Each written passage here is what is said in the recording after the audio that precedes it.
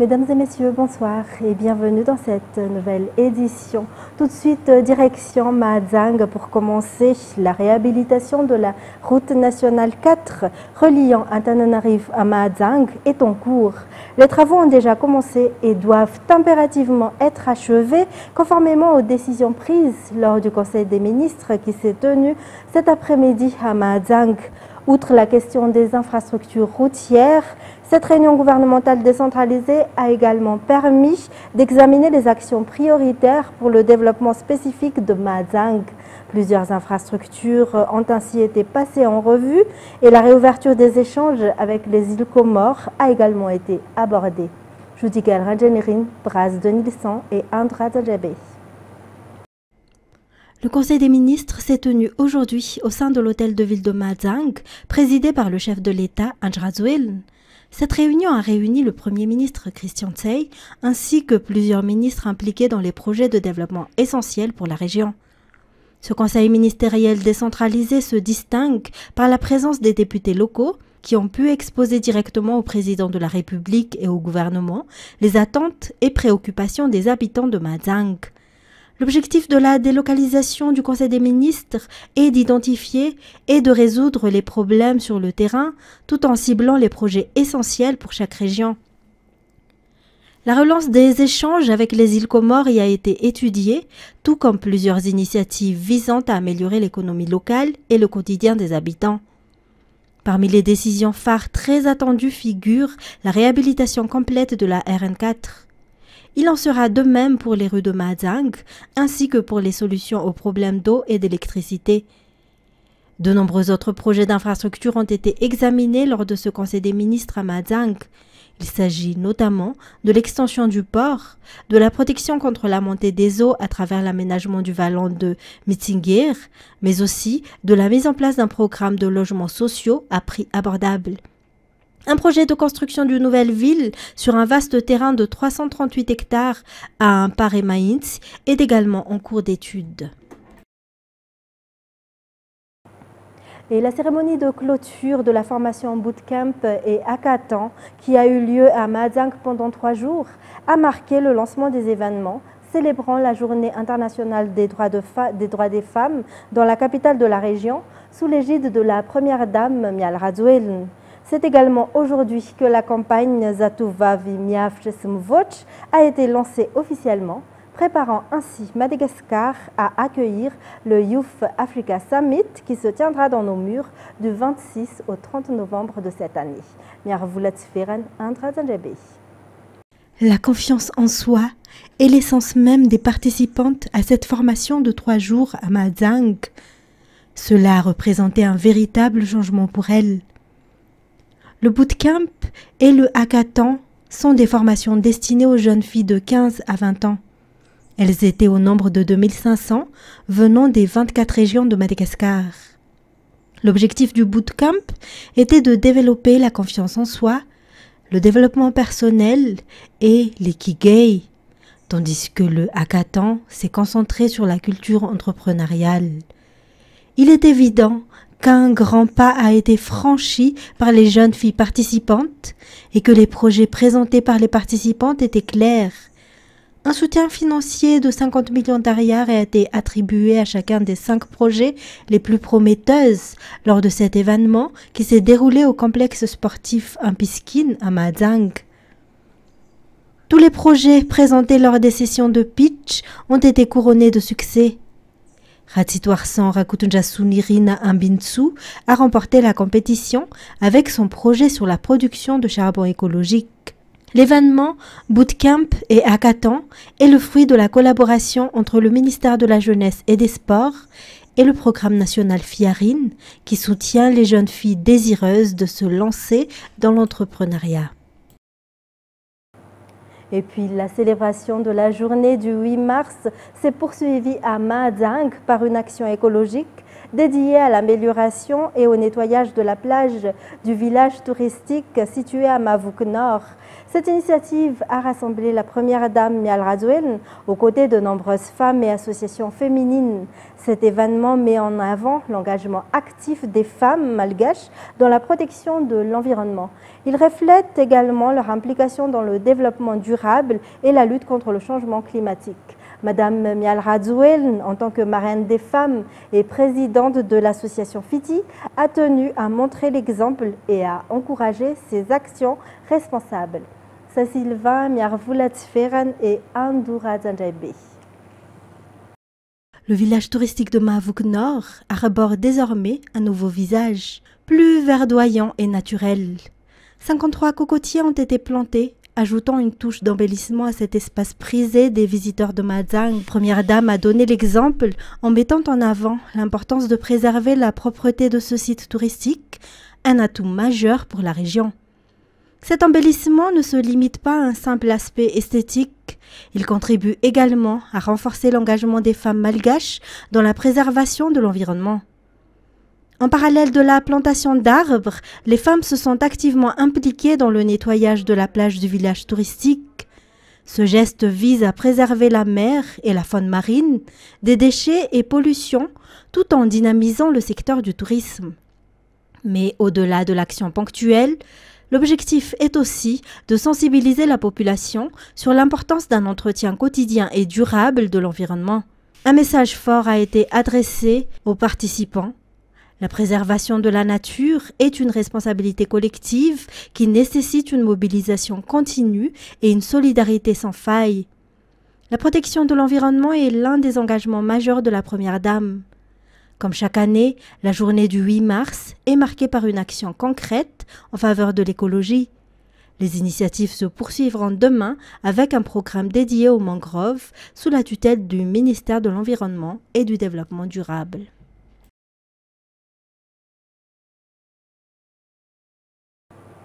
Dans les actualités également, le ministre des Mines, Rakoutumalala Ernjen Olivier, a présenté aujourd'hui à l'ambassadeur d'Afrique du Sud les opportunités d'investissement offertes aux investisseurs sud-africains dans le secteur minier malgache.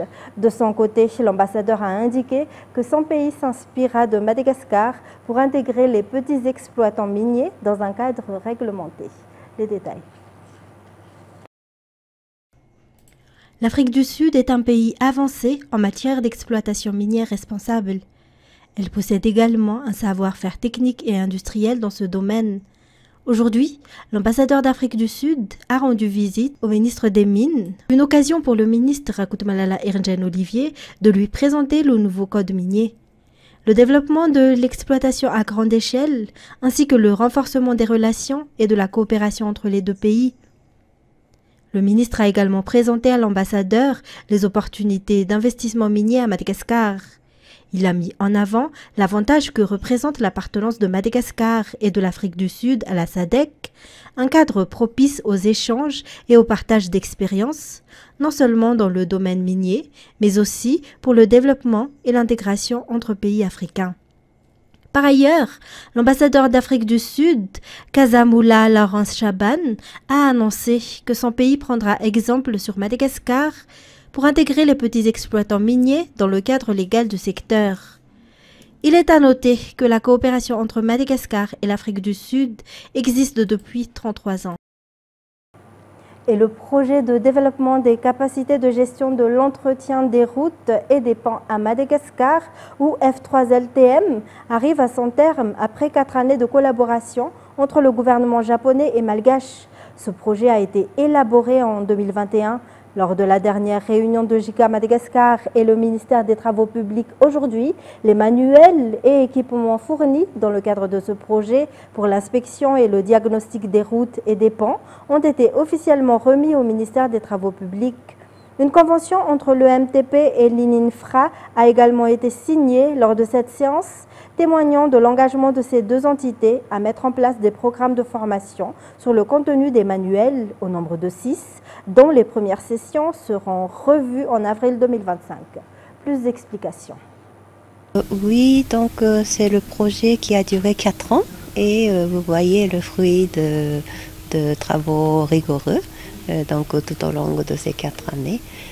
Donc on parle de livrables, etc. Mais ce n'est pas juste un document, mais c'est le résultat des travaux conjoints des ingénieurs. Donc nous essayons toujours de ne pas emmener des manuels existants ou bien manuels qui viennent du Japon, mais peut-être avec la base qu'on emmène de notre pays. Donc on essaye d'adapter à la réalité de terrain, etc. Et en faisant cette adaptation, nous essayons que donc, le transfert de technologie se passe. Donc voilà, c'est le fruit du projet et on est assez satisfait pour le résultat. Et donc, comme j'ai dit tout à l'heure, maintenant, comment donc, on va utiliser, comment on va valoriser ce résultat. Diplomatie toujours, Madagascar s'affirme plus que jamais sur la scène diplomatique internationale depuis le début de ce second mandat du président Andjradjoelina. La politique diplomatique malagasy connaît de grands succès, une avancée majeure mais aussi audacieuse sur la scène internationale. Des succès diplomatiques que ce soit sur la scène africaine, au niveau de la région océano-indien, qu'au sein des Nations Unies. Un rappel de ces succès dans ce reportage de Natera Koutmav et d'Unzar Ranjiansou. Depuis 2024 jusqu'à aujourd'hui, Madagascar s'affirme sur la scène internationale.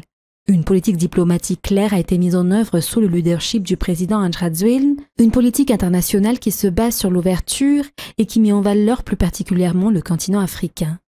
Cela se reflète à travers les différentes visites d'État effectuées par le président Andjradjoelina dans divers pays du continent africain, mettant en avant la solidarité africaine.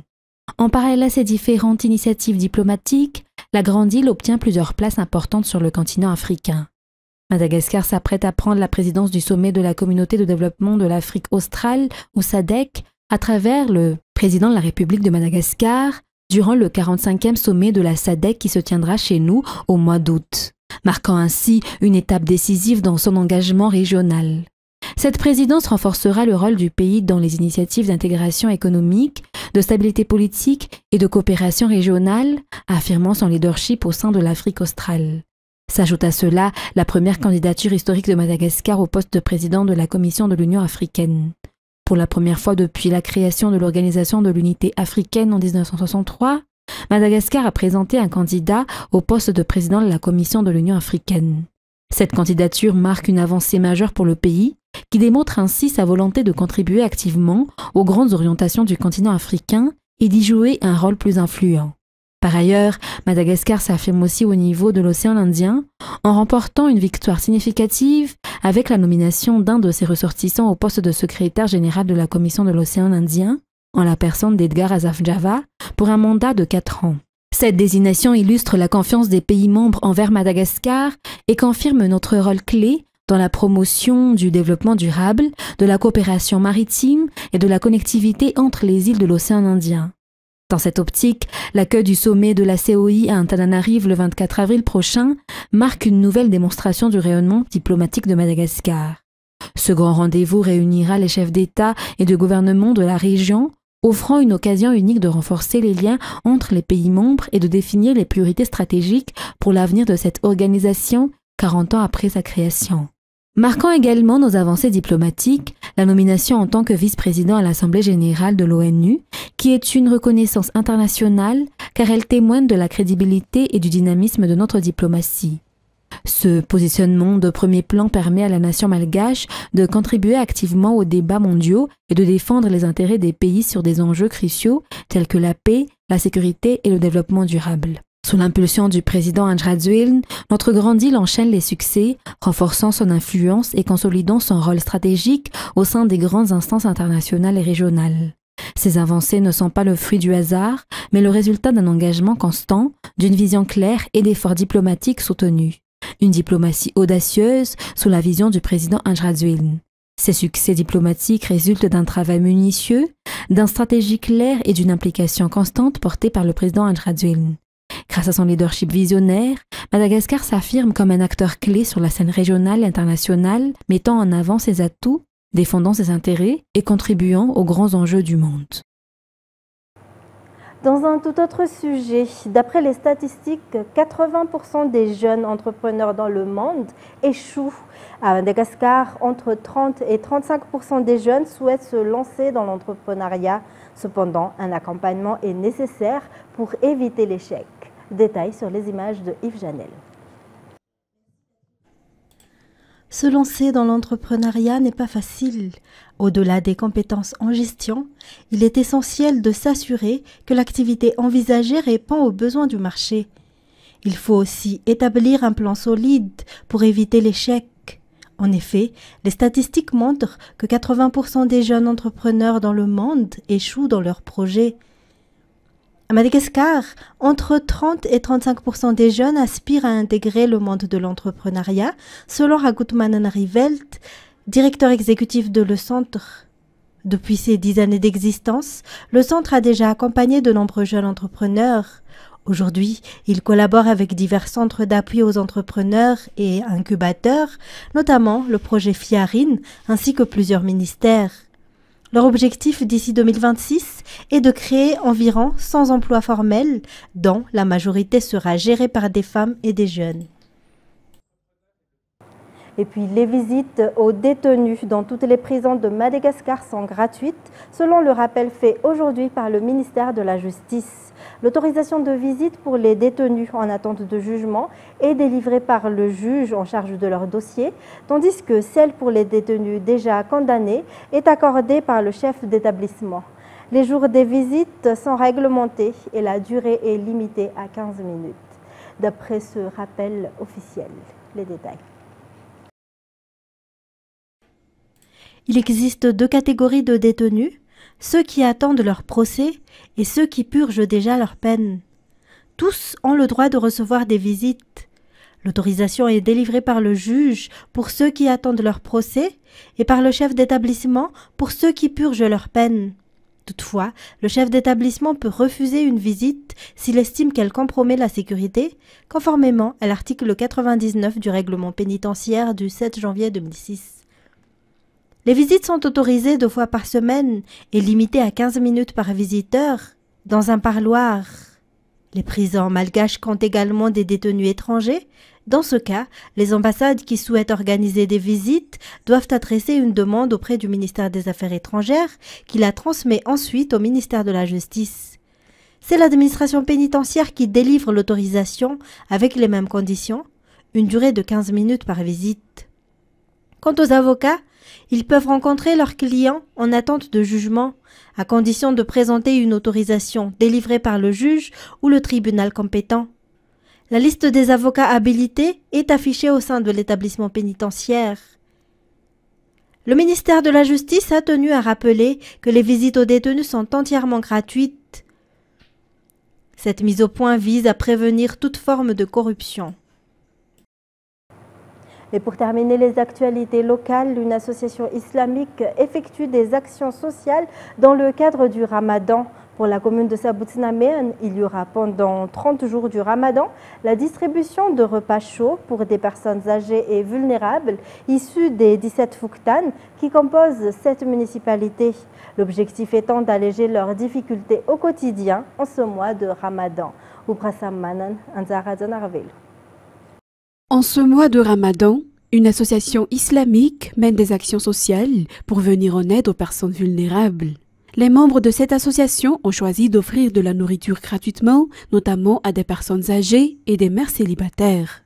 Pour la commune Sabout-Naméen, dans le district d'Avaradjan en particulier, 500 personnes vulnérables, issues des 17 Foukountagne de cette municipalité recevront des repas chauds chaque jour pendant les 30 jours du Ramadan. À noter que ce sont les comités louarans de chaque Foukountagne qui procèdent à la sélection des personnes qui doivent bénéficier de ces aides.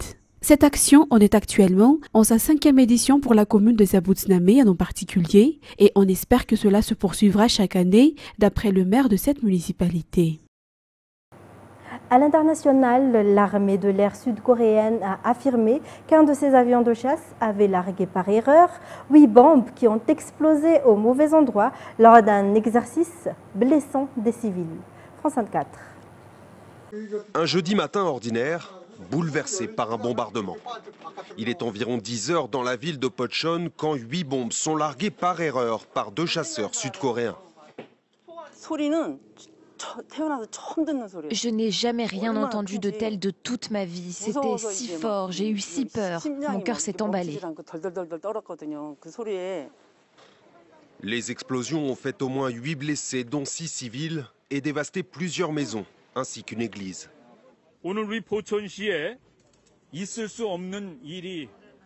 Aujourd'hui, l'impensable s'est produit dans notre ville de Pocheon. Au cours d'un exercice militaire conjoint entre la Corée du Sud et les États-Unis au terrain d'entraînement de Sungjin, un bombardement a touché des résidences civiles, causant des blessures sérieuses et légères à des citoyens innocents, ainsi que des dégâts matériels.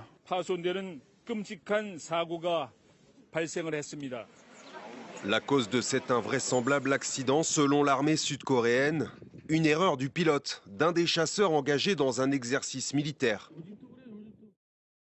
Nous regrettons profondément le largage par erreur de ces bombes qui ont touché des civils et souhaitons aux blessés un prompt rétablissement. Pocheon ne se trouve qu'à une vingtaine de kilomètres de la ligne de démarcation militaire qui sépare les deux Corées. En début de semaine prochaine, Séoul et Washington lanceront de vastes exercices militaires. Organisés conjointement chaque année, l'opération Bouclier de la Liberté a pour but de contenir la menace de la Corée du Nord, dotée de l'arme nucléaire. Et près de 10 tonnes de cocaïne ont été saisies ce week-end dans le port de Dunkerque. Un record en France métropolitaine a-t-on appris mardi de sources proches du dossier, confirmant une information d'Actu 17. France 24. Le conteneur, similaire à ceux-là, était rempli à ras-bord. 10 tonnes de cocaïne retrouvées par les douanes ce week-end, c'est 1/5 des saisies annuelles. Un record, le fruit d'une enquête de plusieurs semaines. Nous avons l'habitude d'exploiter des documents de transport, nous avons l'habitude d'exploiter des données qui sont liées à la logistique et au transport international. La capacité de détection que nous avons nous permet aussi de détecter ce type de chargement. Les saisies sont pourtant rares à Dunkerque. 5 depuis 2018. Avec ces 250 kilos de cocaïne dans le double fond d'un conteneur. Ou encore 490 kilos dans le plancher de celui-ci en 2019. Rarement plus d'une tonne.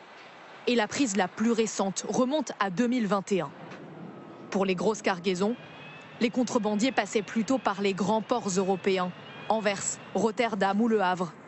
Mais les routes de la drogue sont en train de changer. Les points d'entrée principaux pour ce type de marchandises, pour la cocaïne en l'occurrence, eh bien, c'était les ports de Rotterdam et d'Anvers. Que ces ports, depuis 2 ans, ont fait un travail extrêmement conséquent pour limiter le flux de ces marchandises-là. Les trafiquants, ils veulent malgré tout faire venir leurs marchandises au sein du territoire européen, du continent européen. Donc ils se rabattent sur ce qu'on appelle les ports secondaires. Selon le parquet de Paris, la divulgation de cette saisie aurait nui à l'enquête, mais elle se poursuit. À ce stade, il n'y a pas eu d'interpellation. Pour terminer, les 27 pays de l'Union européenne et Volodymyr Zelensky se retrouvent pour un sommet extraordinaire sur l'Ukraine destiné à rassurer ce pays et à muscler la défense européenne après l'altercation spectaculaire entre Donald Trump et Volodymyr Zelensky. France 24. Pris en étau entre Vladimir Poutine et Donald Trump, les dirigeants européens sont au pied du mur. L'Europe fait face à un danger clair et immédiat d'une ampleur qu'aucun d'entre nous n'a connu dans sa vie d'adulte. L'avenir d'une Ukraine libre et souveraine, d'une Europe en sécurité et prospère est en jeu.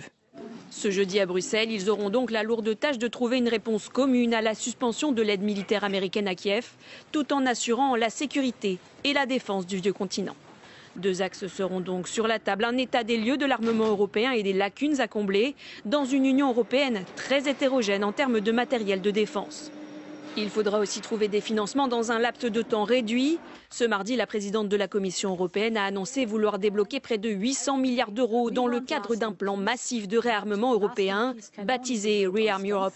Chacun des 27 devra donc présenter plusieurs alternatives concrètes pour développer son armement, mais aussi pour venir en aide à l'Ukraine voisine. Certains n'ont d'ailleurs pas attendu ce sommet exceptionnel pour annoncer de nouvelles dépenses de défense. L'Allemagne souhaite engager jusqu'à 1 000 milliards d'euros dans sa défense et ses infrastructures, tandis que la Finlande et le Danemark ont signé ce mercredi un accord de défense pour renforcer la coopération en mer Baltique. Nous partageons l'analyse selon laquelle tous les pays européens doivent prendre davantage de responsabilités en matière de sécurité en Europe et nous devons le faire plus rapidement. Davantage de pays européens doivent mettre la main à la poche pour aider l'Ukraine à parvenir à la paix par la force. Mais ce Conseil extraordinaire devra aussi composer avec l'opinion tranchée de Viktor Orban et de Robert Fico, les dirigeants hongrois et slovaques proches de la Russie, opposants récurrents aux propositions européennes d'aide à l'Ukraine. Ainsi se termine cette édition. Mesdames et messieurs, merci de l'avoir suivi. Restez avec nous tout de suite après votre série Squid Game. Au revoir et bonne soirée sur Viva.